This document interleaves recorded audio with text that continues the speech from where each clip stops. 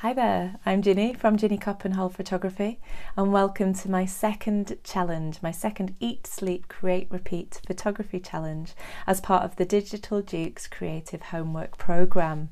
So did you take part in the first challenge?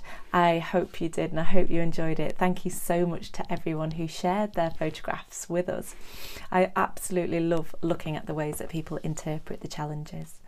So these challenges, if you weren't here last time, are a series of 8 challenges, and they are all designed to be done at home with any kit, so including smartphones.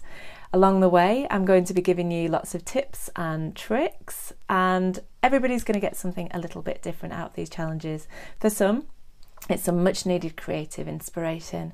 For others, it might be to learn more about your camera. And for others, it might be about linking it with other people, whether that's in real life, working with your family on these challenges, for example, or reaching out and sharing your photos, seeing what other people have done and making those connections online. So as I let you know last time, there's various ways that you can share your photographs with us. And here they are, just a reminder. A really good way is through the Facebook page. So each time we set a challenge, that will be posted in the Facebook page, and in the comments below the video, we'd love you to share your photographs, and that is the best way for me to see them as well and interact with you guys. You can also share them on Instagram, which is at Dukes Lancaster. I'm just referring to my notes to remind myself, or on Twitter at the Dukes Theatre. And we would like you to email your photos to tom@dukeslancaster.org, and then we can start to collate a bit of a record of the things that people are creating during this time. So what is your challenge for this week? So last week I let you know that it's all about storytelling through these photographs. Each challenge I'm going to invite you to tell us a story, because I think that will really help us to capture and document some of what's going on for us at the moment, and that may be quite important to look back on for us. It may not, but I think for me as a photographer, that's really important at this time, that I continue to document what's happening. And when I was planning these challenges, I came across this sentence on the Dukes website, and it says, "The Dukes creates and presents a diverse collection of storytelling through a range of art forms that delivers excellence, inspiration and challenge." And photography is obviously one of those art forms. So you can choose to perhaps tell your story that I set for you in a second through a few photographs, and perhaps put them together as a collage to share with us, or it might just be one image that you feel really tells that story for you. So this week I invite you to tell us a story from your doorstep. So the doorsteps become very significant, symbolic, important for many of us because we're staying at home more, a lot of us are, and the doorstep is that threshold between our homes and the outside world. So what does that mean for you, and can you convey that? So it may be something that you do at the doorstep. So we may welcome parcels in. A lot of us are ordering online a lot more, or have a distanced conversation with our post office workers or something like that. You could choose to photograph the clap on a Thursday. If you do that, if you go out to your doorstep and clap for the NHS workers and carers, perhaps there's some way you'd like to capture that.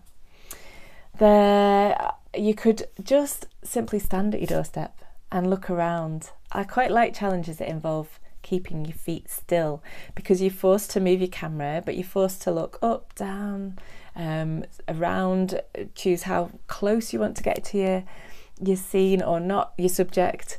You may notice something either about your doorway or your step or your porch.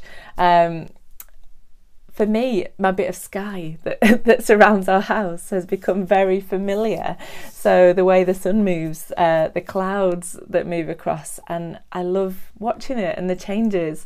So it might be something around that, something that you perhaps not noticed before staying in a lot more. So it might be a chat with a neighbour. I don't know, but something about the doorstep. It may be that it's quite anxiety provoking to go over that threshold at the moment, and to the shops, or if you have to go out. And you may want to reflect that somehow, perhaps in the colours that you use in the image. You might want to go more abstract and reflect a mood.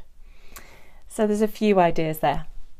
So my tip for today is the rule of thirds. If you've come across this before, you may have possibly in art classes or something like that. It's a compositional tool. It's how to compose an image.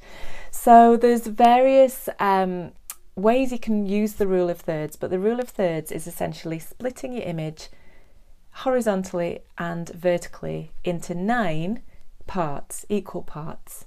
And where you position your main subject is where you want to draw the eye, and the rule of thirds can help. So in most cameras and camera phones, you'll have an option to turn on a grid. So go into your camera settings if that's not already enabled and select your grid. And this is the rule of thirds. This gives you a guideline. And it goes, the story goes about the rule of thirds, that if you position your main subject on one of the dividing lines, then your eye will be more drawn to it rather than plonking your subject in the centre of the photograph. It's more pleasing to the eye. Furthermore, if you place something significant in your picture on one of the dividing lines, the intersections, then it's even more powerful. So perhaps you have a flower, maybe not for this challenge, but just as an example, and you place that on one of the intersecting lines and the rest is green, that's quite a powerful position and a way to compose the image. So another way to use the rule of thirds is when you're considering the background or the scene. So you may have sky and land, for example, and if you think horizontally, you may choose to use the bottom third for the land and 2/3 for the sky, or 1/3 for the sky and 2/3 land, or the same can be done with architecture, so you can split up buildings in that way. And also often buildings lend themselves to being split vertically too, so you can have, say, one building on 1/3, maybe a gap or an alleyway, for example, and then another building on the other third. It doesn't always work, but that's just something to bear in mind. And have a look online, rule of thirds, and if you're not quite clear, and that'll give you some ideas. So when you're taking your image, it's just an extra little challenge and an extra something to think about.